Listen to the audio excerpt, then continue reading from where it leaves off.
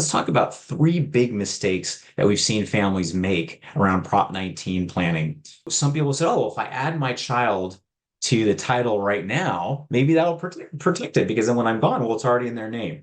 No, adding your child the wrong way to title right now could result in a massive reassessment right now. And you might be giving up a big step up. And there's a capital gains tax issue you might be undermining. You might lose a stepped up basis. It could be a disaster. Do not just add your child to title. Technically, if you add them to title, that could be a transfer that could trigger a partial property tax reassessment.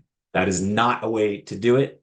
Another one, gifting the house to your property to your child right now. You might say, okay, well, I'll just give it to them right now. Definitely don't do that. If you give it directly to them, there would be a full reassessment. Well, Prop 19 laws would apply. If you give it to your child now, there's not like an exception if you give it to them while you're alive. It's when it's transferred, whether it's after you pass away or if it's transferred while you're living. Don't do that. And not only that, but your kids would lose a stepped up cost basis when you pass away. In other words, if you give the property to your kids while you're living, when they get that, they take your cost basis. So if they ever sell the property, they have to pay capital gains taxes based on what you paid for the property years or decades before. If it goes to them after you pass away, at least they get the benefit of a stepped up cost basis, meaning capital gains tax can go away. Still have a big property tax issue, or at least it solves a capital gains tax issue. And three is just no planning or improper planning. You think I have a living trust that's going to my kids. That'll prevent it, right? No, a living trust and most trusts will not protect your kids from a reassessment. Or people have said, well, I'm going to create a family entity, a family partnership or an LLC. I hear that can do it.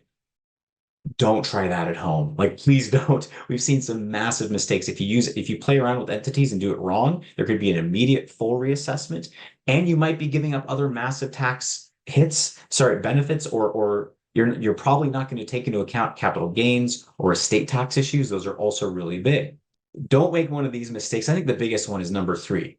We see so many families who aren't aware of this. So first of all, just by watching this, you know more than about 98% of the California population about Prop 19. I still think there's mass misinformation and mass ignorance about this. So you're ahead of the game. But so many people just don't want to take action. Even people that meet with us, some of them are like, okay, I see the issue, I see your solutions, but I don't like, I'll wait.